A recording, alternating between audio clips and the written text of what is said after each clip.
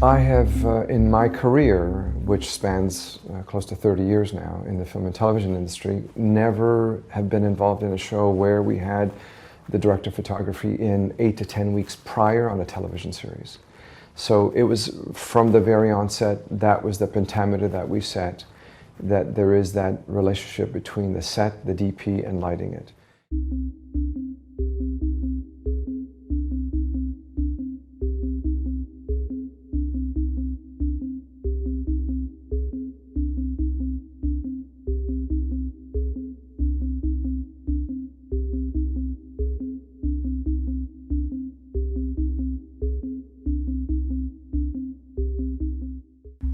So here we are. This is the Rocinante, which is a Martian warship. This is actually one of our few three-story sets. So from the outside, you can see it actually is 3 levels. So we'll start here. This is the airlock. This would basically be the portion of the ship that would dock to other ships. So this is the ops deck of the Rocinante set.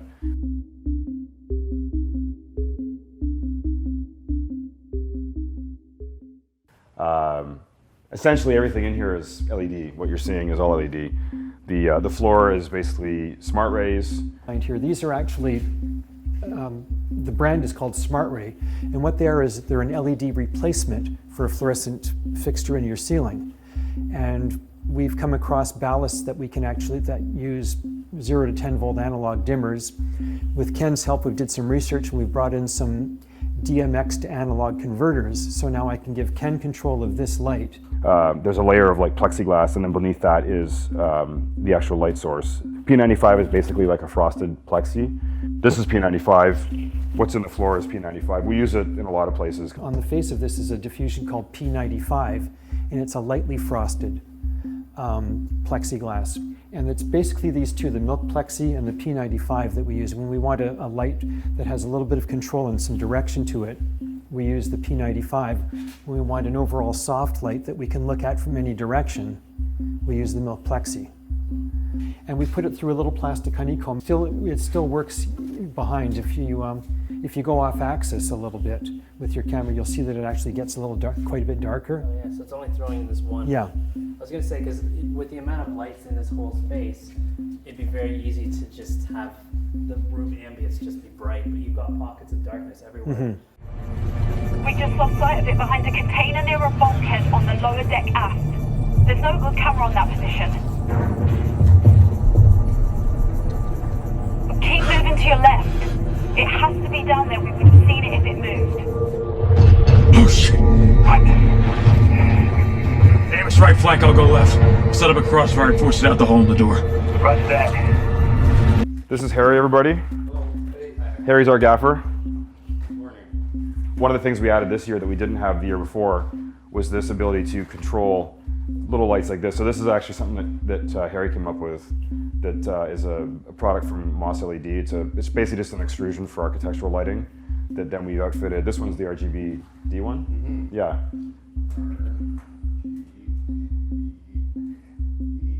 Yeah, there you go. So we came up with, in this set and a lot of other sets that we're in, we use, we often add little touches to fill in actors' faces. So this set is basically lit practically to look everywhere. You can look at the ceiling, you can look at the floor, you can look everywhere. But we basically use little sources like this that we can hide easily to add like a little bit of eye light or fill to an actor's face. So, you know, for example, if someone's sitting in one of these chairs and we're shooting from in front, we would basically sit one of these lights just below to give their eyes a little bit of extra kick. I like to always have some little sparkle because the sets are often dark and it is such ambient lighting that there's often not something directly pointing at an actor, so you need to have that little sparkle to see their eyes. And you know, it works. These work well in our spaceship environments because there's so much practical lighting that kind of is shaped like this. So when you see it in their eyes, it actually looks like it belongs there because it looks like, oh, it's just part of the set. You know, so they end up kind of blending in with what's happening in here naturally. We call them gutter lights, and I guess because it's the shape of an eaves trough, yeah. Right? Well, here's the back of this fixture, which is kind of the guts of it. So you've got the receiver here. That's the RC4 receiver, little battery pack. And this little receiver basically works as the power supply and the controller. So it's powering the light, and it's also receiving the signal from this controller to tell it what color to be, what brightness to be. So if you want less saturation, you just basically we call it bleaching it. So you just bleach it out with white. So say if I have, so here's like a really rich blue, and I want to add some white. If I want to make it less blue, I just add white to it, and I can take the blue away entirely. And now it's funny. Now your eye thinks it's warm, but that's actually white. Sometimes when you're in a saturated place, the white actually ends up looking too warm. So then it's like, oh, you know what? Add a little bit of blue to it. So we just dial in a little bit of blue, and then it becomes less warm.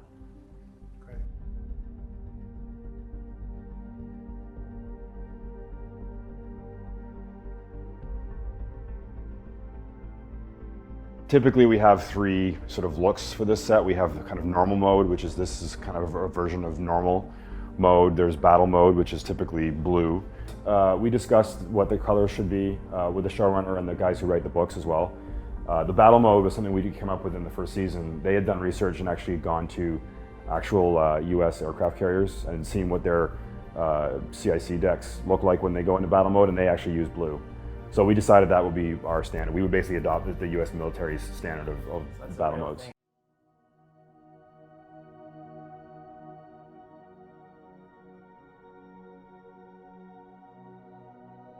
So for me, I find that when we're in these like heavy color modes, like say the battle mode or silent running mode, the set gets washed with a pretty saturated color.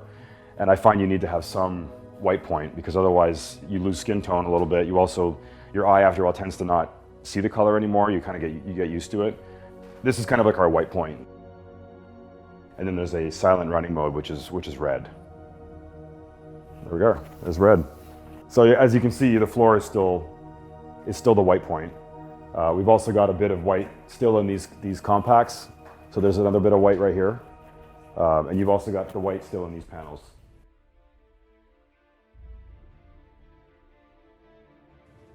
Flicker is something we actually use quite a bit as a cue for chaos, distress, that kind of thing. A ship gets hit by some debris, systems get thrown out of whack, and flicker becomes a tension thing. So here we go. So it's fairly easy for us to program something that we can dial into taste by how crazy it should be.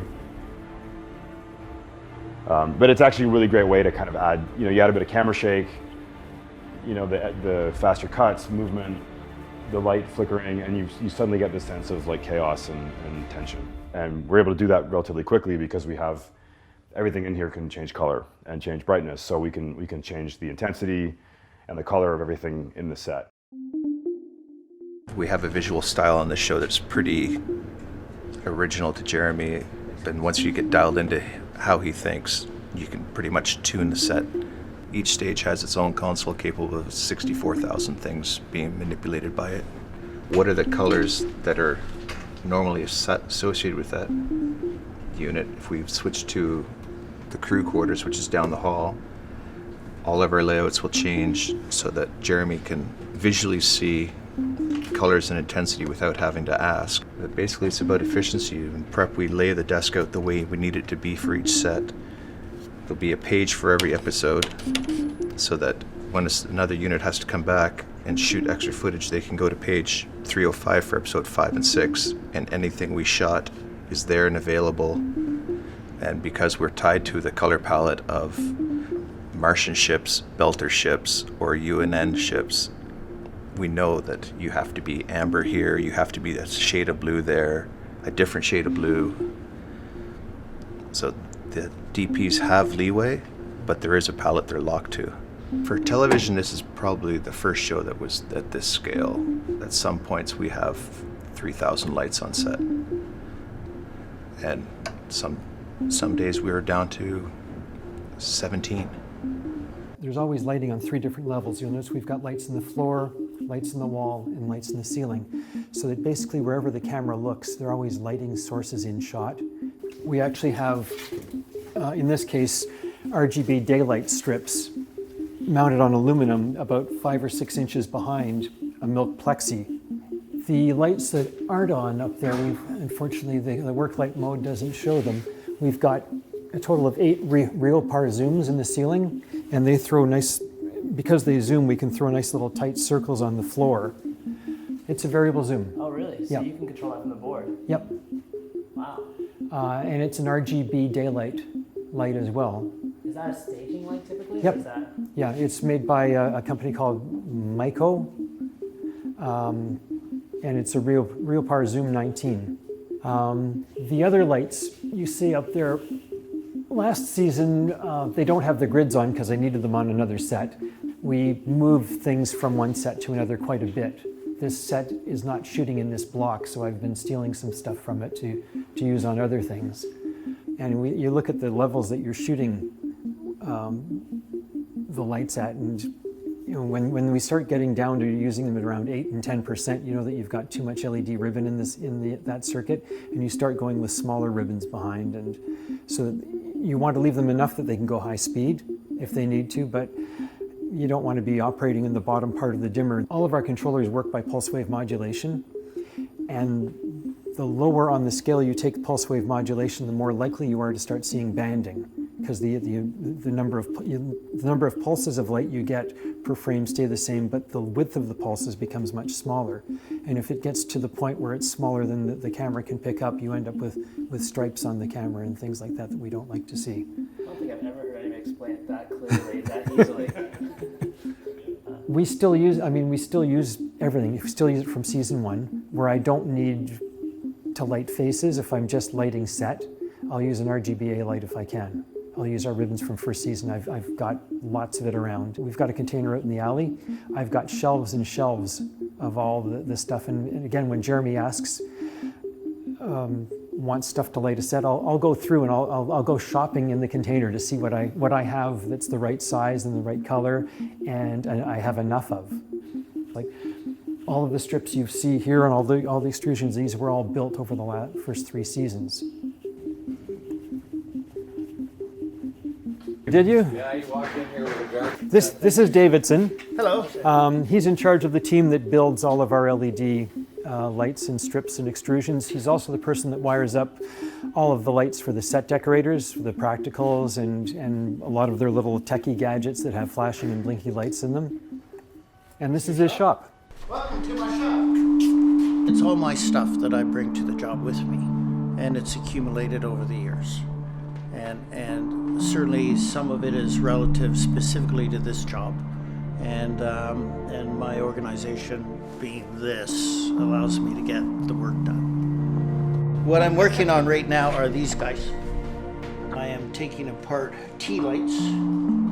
They stick all over the set, and they've got batteries in them, and so in a sort of rush they'll go, oh, we want something in the background. So they'll stick these in various colors. The problem with it is that, of course, the batteries go dead. So I've started to take these apart and build them into components. So this is a little bit different. I'm literally making these and pulling the guts out and converting them to put a cord like this onto it so we can plug it in. It stays on all the time. If Gary needs to control it, he can control it. So I'm building these for the set decks right now. So they've got a red component and a white component. I work completely towards production and design. There's very seldom that I sort of say, hey, we need to change this because of what I need to do. I really work for them. Okay, so here's where time and experience comes. The department said, look, we can just have 2 red lights, 2 white lights on all the time. So I'm taking it upon myself, don't tell anybody, to wire them up so we can control both of them. So when I told, no, we don't need it, don't worry about it. My experience says, it always changes. And that's the biggest thing about this business is whatever, there will be changes, and that on the moment there are changes. The challenges sometimes it's how am I going to do this? And what I've realized that it comes from really years of experience that lets me go, here's the trick that's going to allow me to get this accomplished.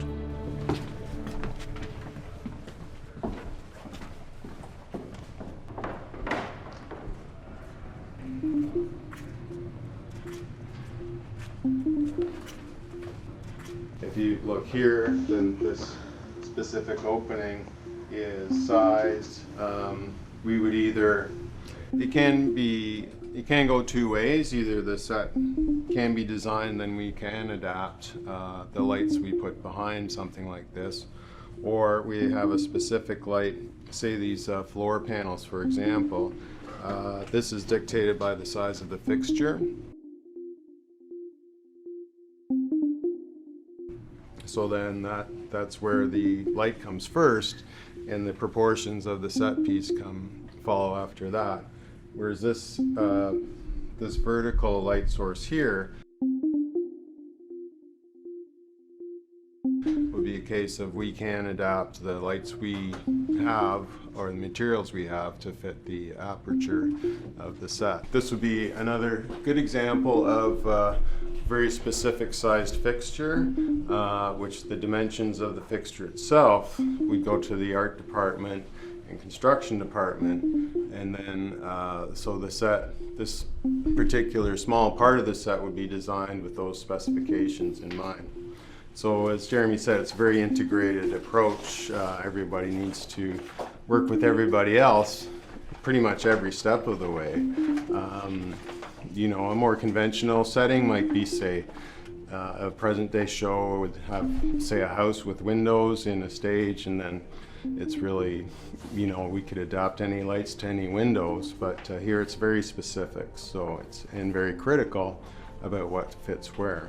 So that's probably the principal hurdle with establishing the sets and the lighting.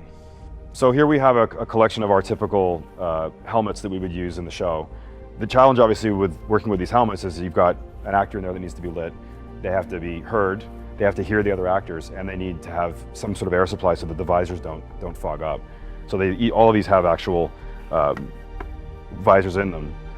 And of course they also have to hear each other. So you've got earbuds so they can hear the other actors, because once they're in these helmets, they can't hear us.